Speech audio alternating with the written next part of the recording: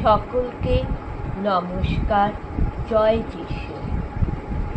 আজ আমি আপনাদের কাছে আলোচনা করব সেই সমস্ত টক্সিক বিষাক্ত মানুষদের কিছু বিষাক্ত টক্সিক কথা নিয়ে। আর যদি আপনাদের জীবনে যদি এরকম কোনো বিষাক্ত টক্সিক মানুষ আপনাদের টক্সিক বিষাক্ত কথা বলে, তার সঠিক জবাব, সঠিক উত্তর কী করে দিবেন সেই বিষয়ে আলোচনা করব। প্রথমে বলবো, টক্সিক মানুষ কিন্তু আমাদের আত্মীয় স্বজন, রিলেটিভ, পাড়াপড়শি, চেনা পরিচিত মধ্যেই থাকে। দেখবেন কথায় আছে, শস্যের মধ্যে ভূত লুকিয়ে থাকে আর ঘর শত্রু বিভীষণ। তাহলে বুঝতেই পারছেন, শস্যের মধ্যে ভূত লুকিয়ে থাকা আর ঘর শত্রু বিভীষণ। তো এই টক্সিক বিষাক্ত মানুষ কারা? এবারে এই টক্সিক মানুষ কাদের টার্গেট করে, কাদের অ্যাটাক করে? আমাদের বয়সী ছেলেমেয়েদের, জোয়ান ছেলেমেয়েদের, ছোট ছোট বাচ্চাদের, ছোট ছেলেমেয়েদের এবং ছোট বাচ্চাদের সামনে তাদের মা বাবাকে বা ছোটদের মা বাবার সম্পর্কে এরা বিষাক্ত কথা বলে এবং এরা অন্যের ব্যক্তিগত স্বাধীনতায় মাথা ঘামায়। এরা অন্যের সুখ দেখতে পারে না। মানে আপনি মনে করেন আপনি ভালো চাকরি করছেন, আপনি বাড়ি করছেন, গাড়ি করছেন, এরা সেটা নিয়ে আপনাকে দেখে হিংসা করবে। বা আপনি হয়তো ইউটিউবে ভালো নাচ, আপনি ইউটিউব করেন, আপনি ভালো রিলস বানান, আপনি রান্নার ভিডিও করছেন, আপনি নাচের গানের ভিডিও করছেন, সেটা দেখেও এরা হিংসা করবে এবং এরা আপনার নামে পরচর্চা সমালোচনা করবে, মিথ্যা বদনাম করবে। করে এরা কি করবে? আপনি যে কাজটা করছেন সেই কাজে বাধা হয়ে দাঁড়াবে, আপনার জীবনের লক্ষ্যে বাধা হয়ে দাঁড়াবে। আপনি হয়তো আকাশে পাখি হয়ে স্বাধীনভাবে উড়ছেন, এরা আপনাকে উঠতে দেবে না। এরা আপনার ডানা কাটার চেষ্টা করবে হিংসায়। কেন? এরা উঠতে পারেনি, তাই এরা সাফল্য পায়নি, এদের যোগ্যতা নেই।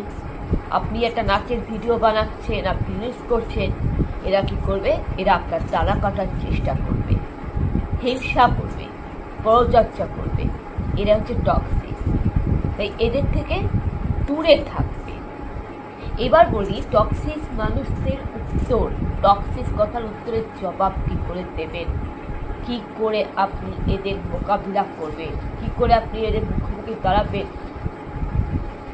তার জন্য আমি কিছু কথা ফেসবুকে লিখেছি, কিছু কথা আমি হোয়াটসঅ্যাপে লিখেছি, কিছু কথা আমার খাতায় ডায়েরিতে নোট করা আছে। তো আমি যে কথাগুলো আমি ডায়েরিতে লিখেছি, যে কথাগুলো আমি ফেসবুকে লিখেছি, যে কথাগুলো আমি হোয়াটসঅ্যাপে লিখেছি, সেটা আমি আপনাদেরকে পড়ে শোনাচ্ছি। এবং আমি যে কথাগুলো আপনাদের কাছে যে বিষয়ে আলোচনা করতে চাচ্ছি, সেটা আমি আমার এই লেখাটা পড়ে আপনাদেরকে বলছি।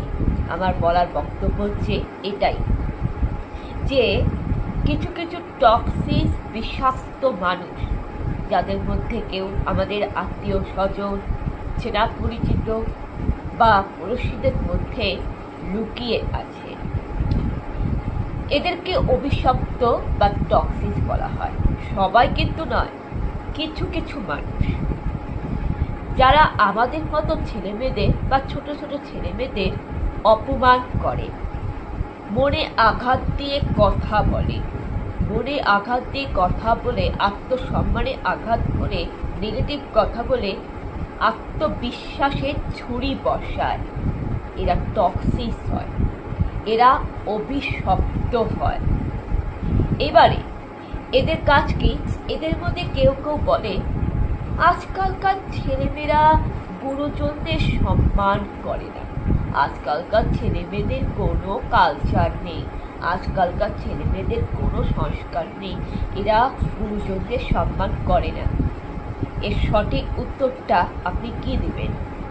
এই সঠিক উত্তরটা আমরা তাদের দিতে পারি। দেখুন, যেসব বা কিছু কিছু বড়রা, গুরুজন মানুষরা, যেসব বা কিছু কিছু গুরুজন বড়রা অন্যের ছেলেমেয়েদের, আমাদের বয়সী ছেলেমেয়েদের, ছোট ছোট ছেলেমেয়েদের, ইয়াং জেনারেশন ছেলেমেয়েদের ব্যক্তিগত স্বাধীনতাতে, পার্সোনাল ব্যাপারে মাথা ঘামায়, হস্তক্ষেপ করে এবং তারা ভুলে যায় যে ছেলেমেয়েরা অ্যাডাল্ট, তারা ম্যাচুরিটি, তারা নিজের জীবনের সিদ্ধান্ত নিতে পারে, এটা ভুলে যায়। ছেলেমেয়েরা যে অ্যাডাল্ট, তাদেরকে ম্যাচুরিটি আছে, তারা যে নিজের ডিসিশন, নিজের ভালো মন্দ বুঝতে পারে, সেটা বুঝতে চায় না। এবং মায়ের চেয়ে মাসির দরদ বেশি।